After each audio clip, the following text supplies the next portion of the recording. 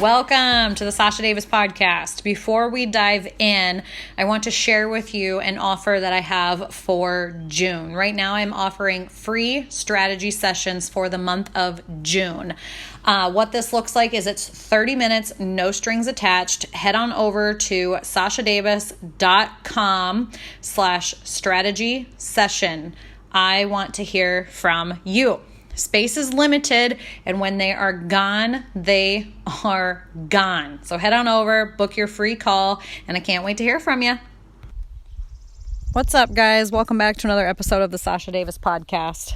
I'm going to forewarn you, this is going to be a little bit different one. So for those of you who are going to roll your eyes at me, I encourage you to keep listening, because if this is making you feel weird or uncomfortable, then this is probably exactly what you need to hear, which was something that was hard for me to grasp a few days ago. You know, I went kind of quiet on social media because I'm like, fuck, what do we do? What do we say? And for those of you who are living under a rock, another black man, George Floyd, was killed in Minneapolis the other day. Gosh, it just feels so weird to even talk about this. I'm just going to say that every part of me is cringing right now because I don't know what the right words are to say, but I really feel and embody progress, not perfect. So here I go. I'm just going to share some of my thoughts on it, and I hope that this isn't taking away from any Black people or Black leaders. My goal here is to educate and inspire and empower my listeners in hopes to change our generation and generations to come. So just know that going into this, those are my intentions. And please stick with me. This is going to be messy and super uncomfortable. So uncomfortable. I've been putting this off for a few days because I'm like, what the fuck do I say? What do I do? How do we do things? And so I just want to share with you what I've come up with this far. Honestly, when I first saw what happened on the news, and I'm not a big news person, so, I saw it and I saw some people posting about it, and my first reaction was embarrassment. I was so embarrassed and ashamed for us as humans and us as white people. It makes me so sad for our world. And not to turn this around on me, this is just sharing what I experienced, and then I can kind of get into the other things here in just a minute. And so I'm sitting there and I'm like, God, this is ridiculous. This is so ridiculous. Something's got to stop. Somebody has to do something. Well, you and me, we are all somebodies. And that's how things change, is when we become united as one. We have power in numbers. And historically, things don't change unless people take a stand, especially for those who don't have a voice or their voices aren't being heard, whether that's people with disabilities, whether that's animals that are being treated poorly, whether that's people who are in immediate danger. I mean, there's things like sex trafficking. There's just so much in the world. And right now, our Black brothers and sisters are the ones who need us. I saw somebody that posted something the other day, and this really hit home for me. Actually, two somethings that I want to share with you. And these are not mine. I don't remember who said them first. Just know that this isn't something that I came up with. But this really helped me put it in perspective. So, changing the narrative, right? Changing the narrative. This is where we as white people, or people who aren't of color, show a little bit of privilege, because we've never had to worry about these things. So things like saying all lives matter. Yes, all lives matter. So the analogy that I want to share with you, because I'm big on analogies, and this one hit home with me, is say you live in a neighborhood, okay? All homes in that neighborhood matter. All families in that neighborhood matter. But if one house is on fire, everybody is going to try to put the fire out in that house. So right now, the Black people of America, or the Black people of the world, their house is on fire. They're in it, right? They are in it. Their house is on fire. They need our help. They cannot do this alone anymore. Their house has been on fire for hundreds of years. It's giving me goosebumps right now, because I'm so unbelievably uncomfortable having this conversation. And I feel like I'm like scolding a young child and like scolding myself. I'm like, God, you know better. You should do better. And like looking at other people, I'm like, do better. We all need to do better. And then another person sent me something online, and it said, oh, it's a shame that, or what did it say? Oh, it's horrible that Black people keep dying, but think of all of the businesses that are being lost right now. Change the narrative. It's horrible that businesses are being lost and buildings are being destroyed, but it's unacceptable that lives are being taken. People's lives cannot be replaced. Cannot be replaced. Material things can. Yes, I know that it's horrible. I would not want my business to burn down. I would not want my house to burn down. I would not wish these things on anybody. But I would, a bug just flew up my nose. I would rather see a house burn than one of your lives taken. And that's the honest truth. I would gladly burn down any of my buildings on my property to save your life. I would. And I would hope that you would do the same thing for me, and the same thing for your children and your husband or your spouse or your partner or your family or your friends or anybody else on this planet who is a human being. I would hope that you would do that, regardless of color, race, gender, any of those things, able-bodied or not. I would hope that you would care enough for humanity that you would choose life over a material. And that's just at a grander scale. And I'm not saying that it's okay to burn buildings. I'm not. The media is skewing everything that you are consuming. I know people who are out there protesting, and there are people who are peacefully protesting. And there are also people who are being hired to vandalize things to make it look like Black people did this. This is not, like, it's so fucked up that this shit still happens. Like, it's so fucked up. It's so fucked up. And a few things that I've learned, and I know this, and I'm working on this, and I'm learning, and I'm consuming, and I'm listening, because I'm not perfect, but I know that I'm privileged. I've always known that I've been privileged. I've tried my best to bring awareness and stand up for what I believe is right, even in uncomfortable situations. And I know that there's some that I could have made better decisions and I didn't. I can't think of any off the top of my head, because I always try to stand up for those who don't have a voice. And I try to use my confidence and my skin color I try to use my privilege to my advantage, because I know I'm privileged. I know it. So why would I not use my voice to help those who don't have a voice? I've always done this. This is something that I really believe in. And so I feel obligated as a human, as a mother, as a somebody who actually just gives a shit about other people. I feel like it is my moral duty to do what I can on my behalf to help eliminate this, raise awareness and give the mic to Black people and let them share their stories. I'm really passionate about people sharing their stories, and I can believe, because people can be fucking awful. I have seen and heard and read some of the most horrible stories in the last few days, but I've also seen, heard, and read some of the most beautiful stories. And a lot of you are doing a lot of great things out there, and then some of you are like sitting on the sidelines because you don't know what to do, or you feel like this isn't a problem. And I just want to invite you to explore that. No shame, whatever works for you. The first thing that you have to do is protect your energy. You can't help others unless you're helping yourself first.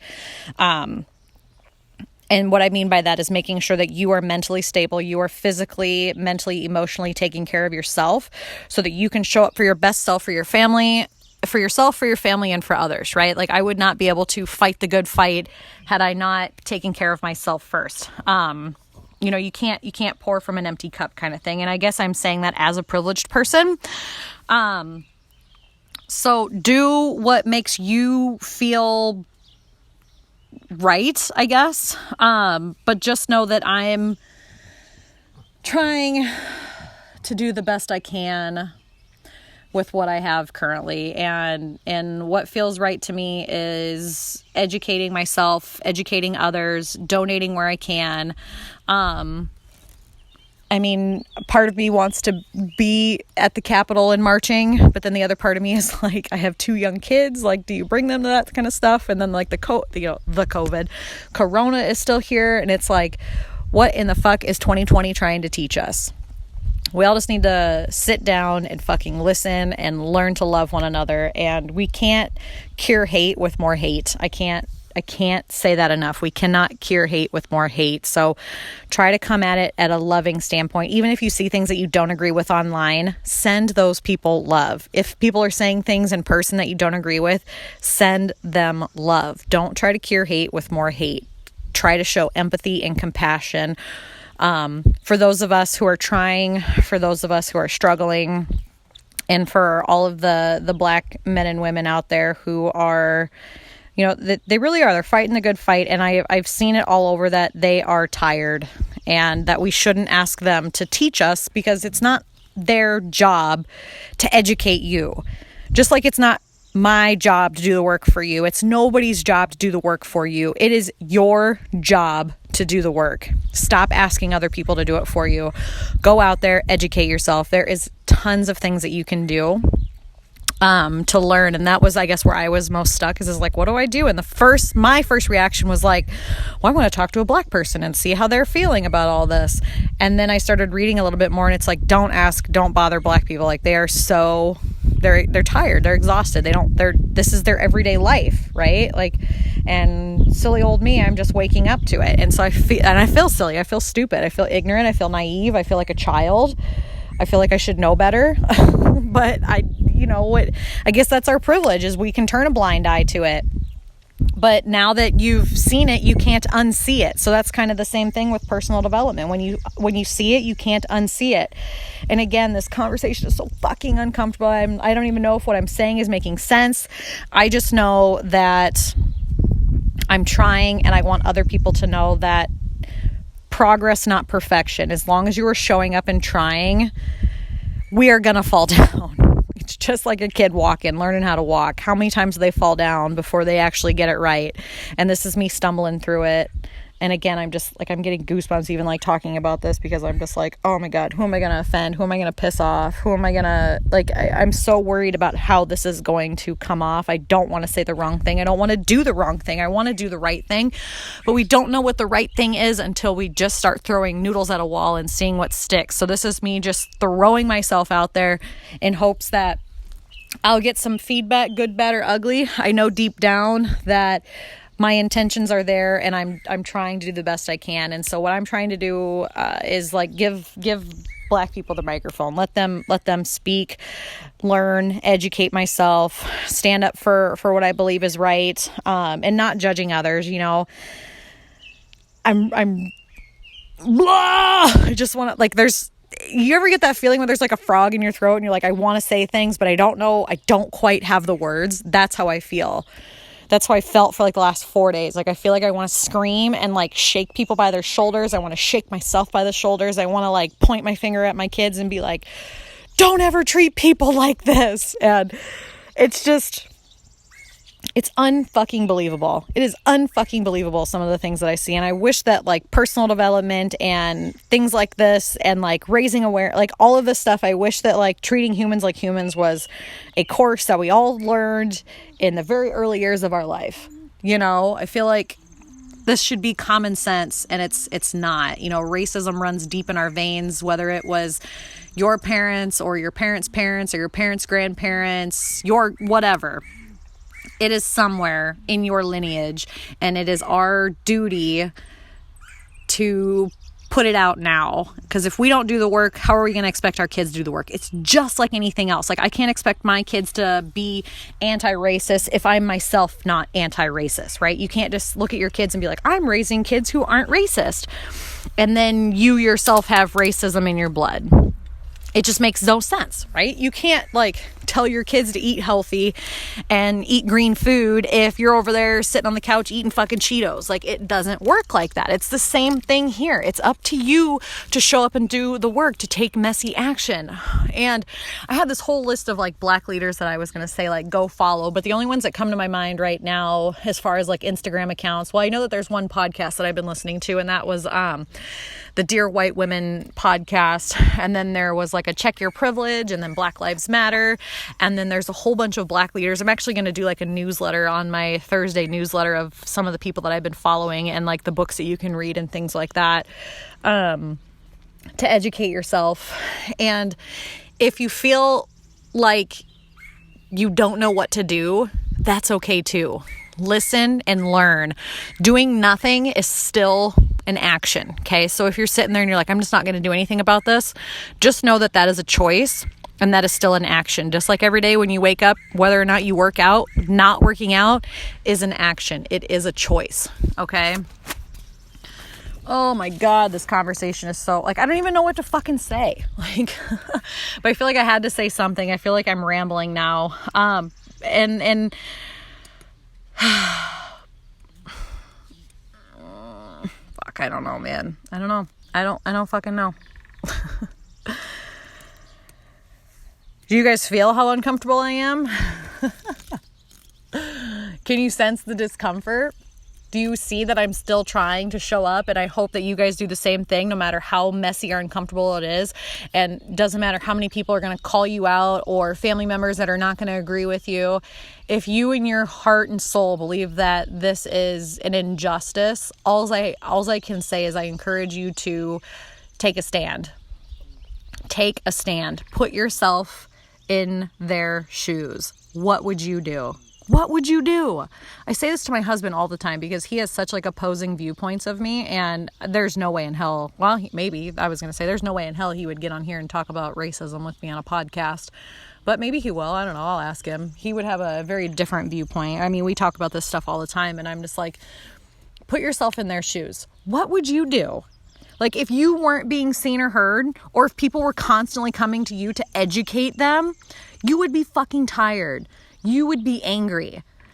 And there was somebody else that posted something that said, oh, when I was getting pulled over the other day, the things that went through my head was, oh, I hope this asshole doesn't write me a ticket. Never once did you say, oh, I feel like I'm going to die. This is my death. Like, that's a real thing. It's insane to me. It's fucking insane to me. And I'm not perfect, guys. I mean, I did go, the only like experience that I have with Black people, and maybe it's more than you, or maybe it's not, I don't fucking know. Like, I have lots of Black friends, or like I've never really, I don't know. I feel like I could have like done more for, like, I just feel so stupid for not doing more sooner. But, you know, living in a small town, Iowa, I think we had like one or two Black people in our grade. Like, it was like the token Black guy. People like joked about it. You know, and I have no idea how he felt looking back. That's got to be pretty freaking rough. But I mean, I lived in Minnesota for a while. I lived in the Twin Cities, and one of the schools that I went to, was majority Black people. And I don't remember ever like fearing for my life or feeling uneasy. I was a kid, you know, and I guess it was just normal then. But yeah, it was definitely a different experience going from an all white school to an almost all Black school. I think out of all of my like 8 or 10 friends that I had, I was the only white person. And I feel like I learned a lot about Black people in that one, and that was only like a year or two of my life, but I feel like I learned a lot. Just like, literally everything is different, like how they live, how they interact, how they talk to one another, like the products they use. Things are very different, and I feel like our culture and our society is definitely very geared towards white people, white women specifically. And so I've always tried, I guess not like 100%, but you know, when it's there to choose differently, I try to. But I've always been aware of that stuff, and it's just so weird. Like, I saw somebody else post the other day, they said, my kid doesn't even have any different colored dolls. And that's one thing that I can say that I am aware of, and I do, whether it's consciously or unconsciously. But my daughter, she has dolls of all shapes and sizes and colors and races. Actually, her favorite doll is a little black baby, but that's neither here nor there. It's kind of funny because my husband accidentally called it the black baby, and then so now she's always asking for her black baby. Which I'm like, it's just a baby, dear. But I suppose, you know, that's just, even that's being like, not, even that's kind of being racist because I'm not recognizing the race, right? So how do you do this the right way? I don't know. I want to help, and I feel like I'm rambling now. So just know that education, doing the work, we gotta figure this shit out. This is the ultimate discomfort, but that's okay. Part of personal development, right? We're all going to come out better on the other side. I always think of this as like I was comparing 2020 to birth the other day, birth and pregnancy. And it's like, you know, Corona, we were in kind of like that third trimester where you're like, you know, that 9th month where you're just bloated and miserable. And you're like, when is this going to be over? And you're like anxious to get your body back. And you're like, get me out of this. I can't stop sweating. I feel cabin feverish. And then this happens. And then all the protests and things like that. And this is like super uncomfortable and painful, and nobody wants to go through it. So I feel like we're in that like birthing part, and we're like transitioning right now. Like we're in transition, and this is the ring of fire. This is it. But when we get through it, there's going to be something beautiful on the other side. So that's what I keep telling myself. Like, we're in a transition here. We're in transition here. This is the most, you know, and I'm telling myself that in hopes that nothing else happens this year. Who knows? Maybe this is the 3rd trimester of our Earth pregnancy. But I'm like, okay, you have to go through the discomfort. You can't avoid it. Like, the baby's coming. Something's coming, and we have to go through it to get to the other side. And so this is it. This is me showing up and transitioning on this podcast that I want to know more so that I can do better. Do better, be better, show others the way. I hope this all makes sense. If you feel like you need somebody to talk to about this, I am offering free strategy sessions, and I would happily open them up to the racial conversation too, just so that you have somebody to talk to. Definitely, I am here for you if you feel like you need somebody to work with. Book a free strategy session, or if you actually want a strategy session for your life or for your business, I am still offering those free this month of June. So I'll put the link in the show notes. You can also find the link in my bio on Instagram. Otherwise, just message me and I will send you the link. So I've had lots of really good feedback on those so far. I had a couple of those today and they went awesome. I fucking love strategy sessions, you guys. I love them. And the breakthroughs at the other end where people are like, oh, I'm sweating, but I feel like I have so many ideas. Like, thank you so much. Like, I live for that shit. So I am here for you if you need it. All right, guys. This too shall pass. But first, I think shit's going to get really uncomfortable first. And that's okay. It will make us stronger in the end. It will make us stronger in the end. That's all I can say. And if you need somebody to talk to, hit me up. All right, guys. Have a beautiful day. Hang in there. Thank you for listening to the Sasha Davis podcast. It would mean so much to me if you could take 3 seconds out of your day and leave me an honest review on your podcast app, or take a quick screenshot and share to your social media and tag a friend, letting us know what you enjoyed most about this episode. And as always, for free resources and ways to work with me, head on over to my website, sashadavis.com, or send me a message on Facebook or Instagram at sasha.davis. And I hope you guys have a kick-ass day.